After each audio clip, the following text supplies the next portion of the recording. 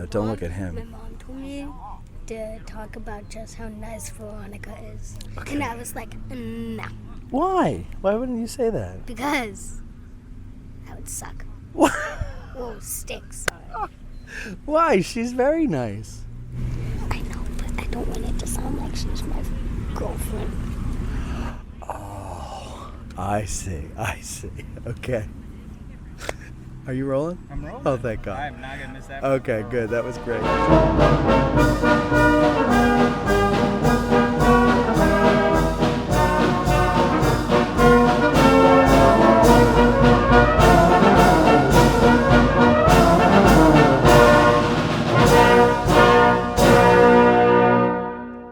I am standing here with Tom and Connor from the Liberty Rifles, but today they are portraying the men of the 1st Minnesota. Neither one of you are from Minnesota, I'm assuming. No, sir. Okay, good. And so we're going to do a little show and tell here, right, Tom? Yep. Tom, you're going to show us and tell us what is on Connor's body. Sure. All right, go ahead, Tom. So by 1863, the soldier is to be a self-contained logistics system.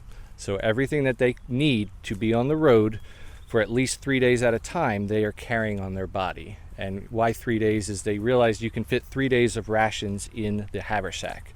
Okay, so you don't have to keep the wagons with them 24/7. You can let them go out in advance, figure out what they need to do, run into the enemy, do their thing, and then get the wagons back later and refill and then go from there. So he's wearing essentially, which would be the standard issue federal uniform. Pretty much from the beginning of the war to the end of the war, it stayed kind of consistent. He's wearing the blue sack coat. And what is this? This is made of what? This is like a different type of material. It's 100% wool. It's wool, but why has it got these ridges? What are the ridges? Connor might know better. Connor? Yeah, so Civil War sack coats are invariably made out of flannel. So not all that different from a wool flannel Pendleton or Woolrich shirt that you might find at the thrift store. They're generally going to be pretty lightweight even when lined. They also issued unlined ones in the summer, but it's supposed to be a work garment.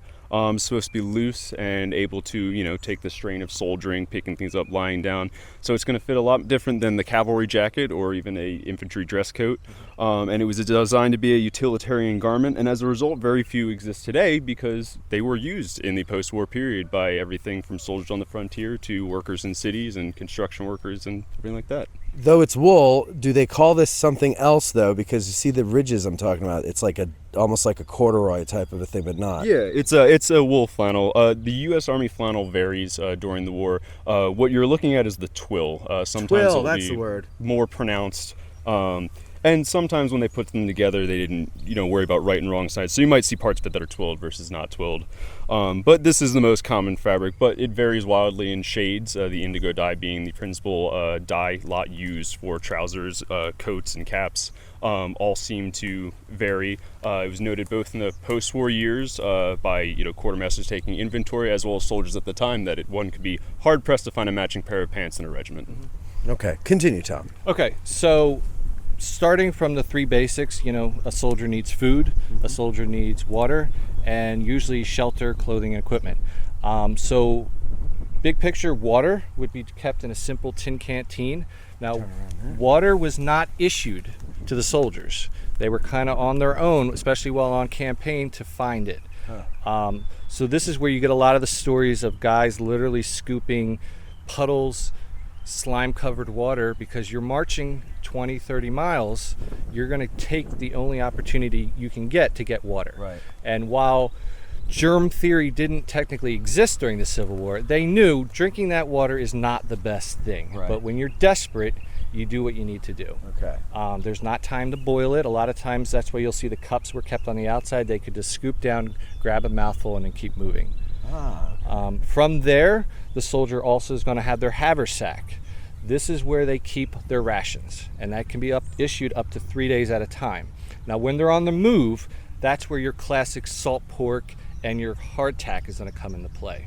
Okay, when they're in an established camp, they knew you can't survive on pork and crackers. So in a camp, you're going to have your fresh vegetables, your soft bread, and those comfort items. But when you're on the move, the only thing that can keep up is going to be that salted pork that's in barrels. You can keep it in a wagon, and the hard crackers. Okay. So they're issued usually 3 days at a time. Later in the war, they actually experiment saying, can they fit 10 days in the knapsack? Okay, so they're always trying to push how far a soldier can go without the need of the wagons and everything, because they slow them down. Right.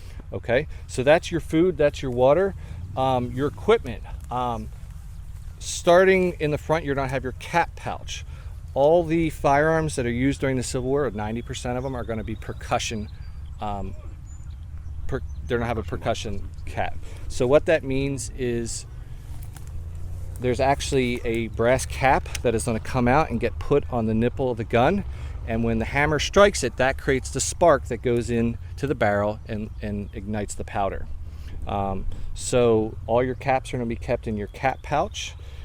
Your cartridges are going to be kept in the cartridge box, and so those would be issued as a complete set. You'd get a bundle. It would have cartridges, and it would have a tube of caps in there at the same time. Oh, okay. So when you would open a bundle, you'd get the caps, pour them in your cap pouch, and then you'd put the cartridges in your cartridge box.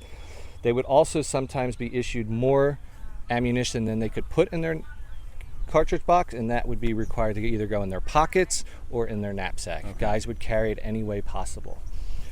From there, the knapsack. This is your standard backpack of the Civil War. Both sides carry them, but for the Federal, it's the classic double bag knapsack. This is where you're going to be allowed to carry your personal items. And the personal items you choose to carry are really going to be up to you. And much like, the first time you go camping today, you bring way too much crap. Right. As you go, as they learned, they started carrying less and less. So what they would realize is a campaign would start. They knew they would only need a few things to survive. It's summer. Do you need a blanket? No. It's 80 degrees at night.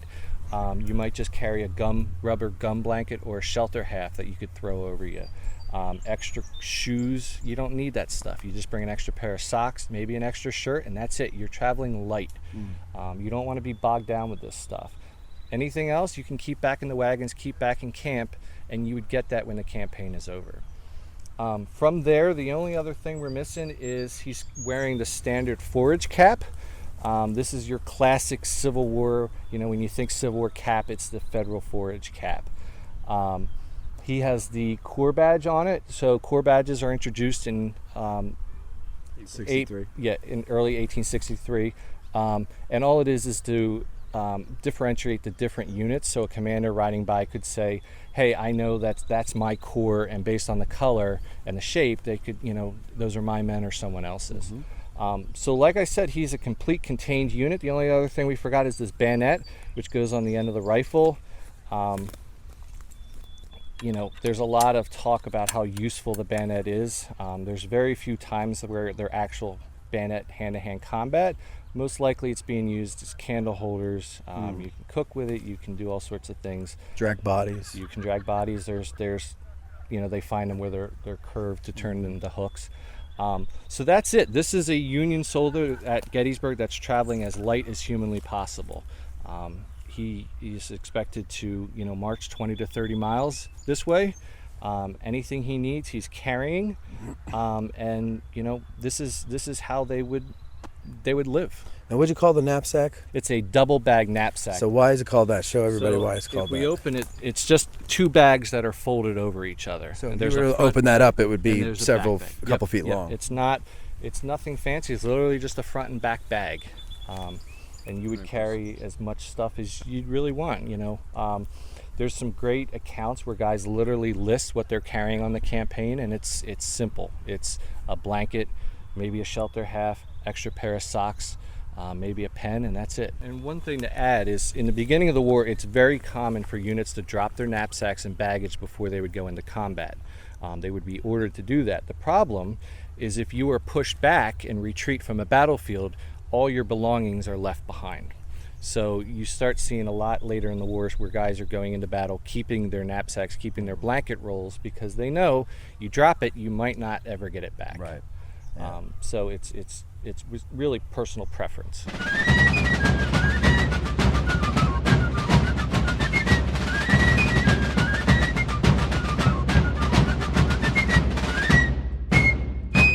All right, I'm standing here with Tyler, and he is the president of the Liberty Rifles, and we're going to talk a little bit about what the Liberty Rifles are, because I'm sure a lot of you have heard the term Liberty Rifles, and maybe you've seen their videos, and maybe you see them and you're like, wait, they're Confederates. And then the next one is like, wait, they're Union guys. But what the hell's going on with the Liberty Rifles? So let's move in a little closer here and talk to Tyler. Right. Tyler, tell us about the Liberty Rifles. What is it? We are a group that has members from California all the way to the UK. We were started in 1999. We've gone through a lot of changes since then. I was elected president earlier this year, so that's pretty new to me. But How old are you? I'm going to be 31 in a few weeks. 31. Yep. So you can be president of the Liberty Rifles at 31. Yeah, so I think our youngest... 35 for the United States, though. Yeah, right. Yeah, we're a little different than what's going on there. But yeah, so we're a group of like-minded individuals that specifically focus on the nitpicky, nitty-gritty of history. Yes. Everything from, buttonhole thread to how the buttonholes are constructed, Right. to how the coats are cut out, and everything from material culture, jumping into like drill manuals. For this event specifically, we had several like Zoom sessions with all the officers, talking about battalion drill and going through those motions, which you'll see in our program or earlier programs that you've seen today. But really, what we do is we try to make things as close to the Civil War as humanly possible. Which everything from shooting real bullets, obviously not. Right. But yeah, so I mean, how our camp is set up here. Obviously, there were no camps like this at Gettysburg during the battle. This is a pretty much one-for-one depiction of what the First Minnesota would have looked like on the campaign earlier before Gettysburg. So we have almost to the man. I think we actually have one or two men over the original number of the First Minnesota. Nice. They came here with numbers vary, but the most frequent number is 262 men. I think we're hitting mid 260s right now. That's awesome. So we will be able to see later what a full regiment at Gettysburg would have looked like. Slightly lower than average size, but I'd say so, still, yeah. I mean, it would be a full regiment, at least the 1st Minnesota. Yeah. So you guys really take this all very seriously, and today you're the 1st Minnesota, but next month you might be someone completely different, for right? example, this event we've been planning for 2 years now. Yeah.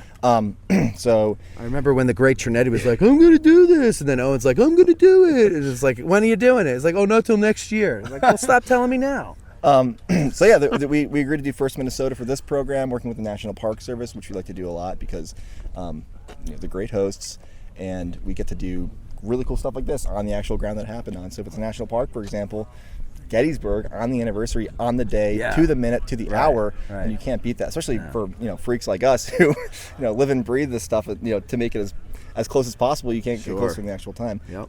In September, we're portraying the 4th Texas Infantry. So we do both Confederate and Federal. So let me stop you there, though. So these are completely, not even just different units, but different sides. So everything is going to have to change equipment-wise. But, I mean, there's certainly things that cross over. Sometimes, yeah. Right? And you can use them for plenty of different impressions. Yeah. But what do you, let's say you were to do someone that had, like, a very unique uniform, like a Zouave unit or something like that. Like, what goes into all that? So if we were to do a Zouave regiment, it would be a 5-year undertaking because 5th New York, for example. Let's say we want to do 5th New York at 2nd Manassas. I mean, that's head to toe, some caps and whatnot, sparsely in there. But, you got to get the right jambiers, the correct gaiters, which means that in-house we have to draft those patterns, make mock-ups, make sure we have all sizes for all the different sizes of people we have in our group. So there's like a centralized system here where that makes all this stuff. Think of it as like a cottage community almost. I mean, we have guys in our unit, and we go outside of the group for other things. Sure. But we've got men who make perfect reproductions of shoes that are based on originals. Tons of tailors in the group. We have guys who roll and reproduce like cartridge, arsenal packs, leather makers, like everything that we need. The whole nine, like people everything. make shoelaces, things like that.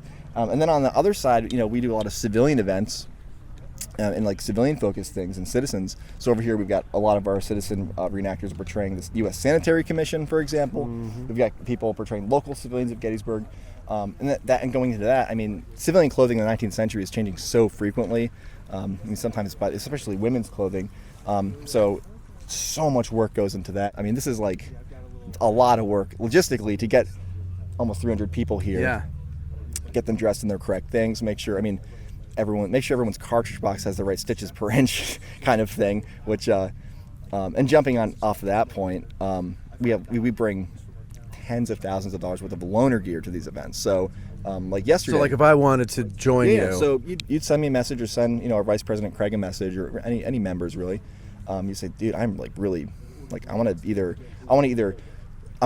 who wants to start doing what you're doing, or I want to try it out maybe, and like maybe it's not for me, but I don't want to buy a $300 jacket. Right. That kind of thing. Mm-hmm. Talk to us if you're serious about it. And like we'd love to like have people like that just reach out. And there's a lot of people coming in from other parts of the reenacting hobby that maybe their coat's like doesn't really hit our muster and whatnot. Borrow a $300 coat from one of us. We gave out, I don't know, 10 to 15 maybe original muskets to totally new people yesterday, to let them come out and do the LR experience this weekend and do all the drill and miserable stuff like that. All right, Tyler, thank you very much. President of the Liberty Rifles here. Tyler, what's your last name? Greco. Tyler Greco, a nice Irish boy. Yep. It was nice talking to you. Thank you very much.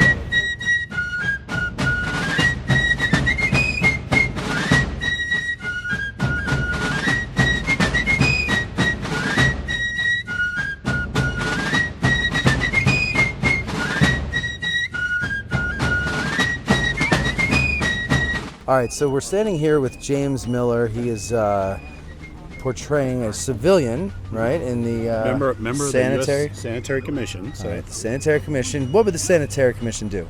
basically, we're kind of in modern terms, would be a USO and YMCA all rolled up into one. So we're basically here to support the soldiers' lives, their well-being. We're doing such things as giving them treats, stuff they couldn't get normally from the Army. We're taking care of their medical needs and even repairing their clothes, and up to and including writing letters for them as necessary. So now, is this stuff that we're looking at all around here? I mean, it looks like some delicious treats. We got pickles. Yeah, they would give out snacks. You see a lot of pickled goods. Cherries are in season. We're also making lemonade for the soldiers, and they do all kinds of tricks and things for the soldiers. Like I said, in the cities they would actually set up giant eateries, mess places, so the soldiers, especially next to railheads, so the soldiers as they're traveling to the front, they could stop off and get a square meal for free. Right. All of this was done for free. It was all financed by local civilians up in mostly New York and Boston area. So this wasn't a government agency? It was a government authorized agency. It wasn't a government run agency. Right. Okay. So, therefore, it was effective and efficient. Yeah, you could say that. So they would actually Sanitary Commission members would go and advise the Army on how to run their camps. They would inspect their camps. They'd make recommendations on where to place the sinks and how to handle hygiene and other issues. And a lot of times those rules were followed. So the commanders of the camp would make sure they got taken care of. So they didn't want guys they were trying to prevent soldiers from getting sick and dying from dysentery and other local diseases that are easily preventable. So all these snacks and treats and things that you have around here, anything that is an actual Civil War recipe that we don't eat today? There's not one here, but the Sanitary Commission out in Bermuda 100 during the 1864 campaign, they did set up what they call stations for serving out milk punch. And what the milk punch entailed was basically condensed milk combined with whiskey, and they would dole that out to the soldiers on a daily basis. So that sounds disgusting. It was. Yeah. What was this? Some kind of jelly? It was a jelly and jam, preserves that they would put in the jars. A lot of the goods and services came from local people. They would purchase from locals. So whatever they had on hand, they would purchase it. Sanitary Commission would purchase it and hand it out, dole it out to the soldiers as necessary. So, people ever tell you look like Tom Hanks? I've heard it before. You have? Yeah. Okay. Especially when I'm clean shaven. Because I'm thinking, wait a second, is this Tom Hanks pulling a joke on everybody? No. Okay. No. I'm listening really close to your voice. If I'm clean shaven, I hear that a lot. Yeah. So, okay. Well, there you go. That could get you some good tables. Yeah. Not today, though. No, not today. Hey, Jim, thank you very much for talking to us. You're welcome, sir. You all have a good day. Very nice. All right. Thank you.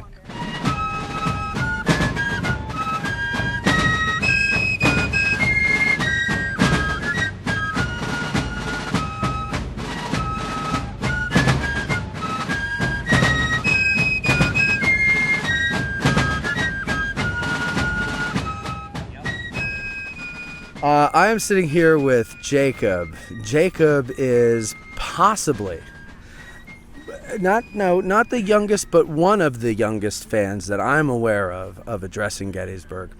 And Jacob, welcome to this special anniversary edition of Addressing Gettysburg. How are you today? Good. What do you think of this weather? It's very hot. I wish it could have been cooler. I wish it could rain on us right now. Well, I have a canteen full of water. We could dump it on your head if you'd like. No. No, thank you. Well, then what's the difference if it's rain or I dumped it on your head? Rain is a lot cooler Oh, good point. and a lot cleaner. A lot cleaner than the water in my canteen? You think I'm drinking dirty water? Maybe.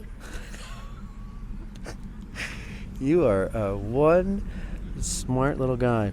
All right. Last time you dropped it, you never know, you could have scooped up a bit of dirt. And then when you were walking, you could have hit it with your leg and mixed it all. Well, there's a lot of The could-haves water. in there. There's a lot of could-haves in there. And probably none of them happened. Oh. Yeah. Anyway, so tell me, do you like coming here to Gettysburg? Yeah. Why? This is where my mom and dad met. Oh, so it's very special to your And family. this is where my mom and dad met, and then they went to a monument up in where? North or South Virginia, and then that's where my dad proposed to my mom. Where did he propose to you? Appomattox. Okay, that's down south. Appomattox. Yeah. So okay, and I so forgot the name. have you been there? No. All right. Well, can't win them all. All right. So you like coming here to Gettysburg though? More than, I mean, for other reasons than the fact that your mom and dad met here. Do you like coming here for other reasons? Yeah, my favorite one is about, like, I don't know. My favorite person that fought in the Civil War was Robert E. Lee, Why? because he's cool. Because he's cool. I'm even writing a book about this place, Oh, that's cool. What's it going to be called? Gettysburg. Yeah, you got to come up with a better name. There's too many books named Gettysburg. At Gettysburg? No, Wait, that's- at the War of Gettysburg. You're getting there. Keep chipping away at it. You'll get it eventually. All right, so you like to listen to our show still, right? Yes. Okay. What is your favorite thing to listen to? It's been a while since I asked you this question, so has that changed? No, not really. Okay. Do you remember what it was that you said that your favorite thing to listen to is? No. Me neither. What is your favorite thing? The soundtrack.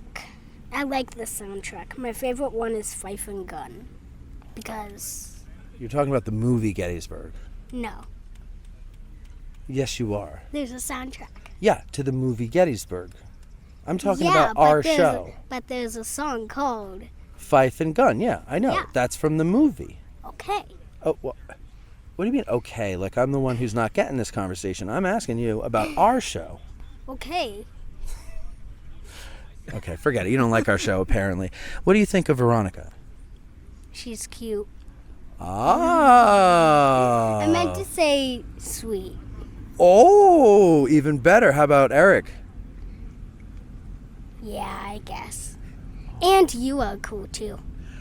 I know that. My mom has an Address in Gettysburg shirt on. So does your dad. Yep. And then on the back it says, history's not boring. That's right. That's right. And is that true? Yeah. It's not boring. No, it's not boring. It's very interesting. Yeah. And your book about Robert E. Lee is going to be very interesting. It's not just about Robert E. Lee. Well, what's it about? I've only got half of a page one done. I'm typing Hey, listen. I'm typing The journey of it 1,000 on the miles begins computer. with the first step, okay? So just keep doing it, okay? If all you do is write one word in one day, that's progress. Not really. No, it is, I'm telling you. If I wrote like 5 or 10 rows a day, that would be epic. No, 5 or 10 chapters a day would be epic. 5 or 10 words would be good too. It's only that thick. All I'm saying is don't beat yourself up if all you get is one word. Okay? I have about that thick of a book done. I thought you said you only have a page. Half of a page. Oh, half of a page. Okay, well, you just keep working at it. You'll get it.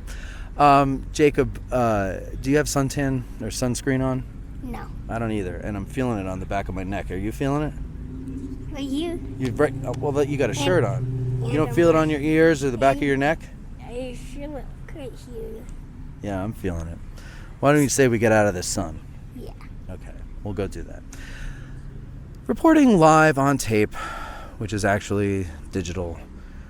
I am Matt, and this was Jacob, and we are going to get some shade and ice water that we're going to dump on our heads. Maybe. If Jacob can reach my head. I might do it. He might do it. I can reach his head easily, so I will be dumping ice water on him, but we'll see if he can find a ladder to dump it on me. Say goodbye, Jacob. Bye.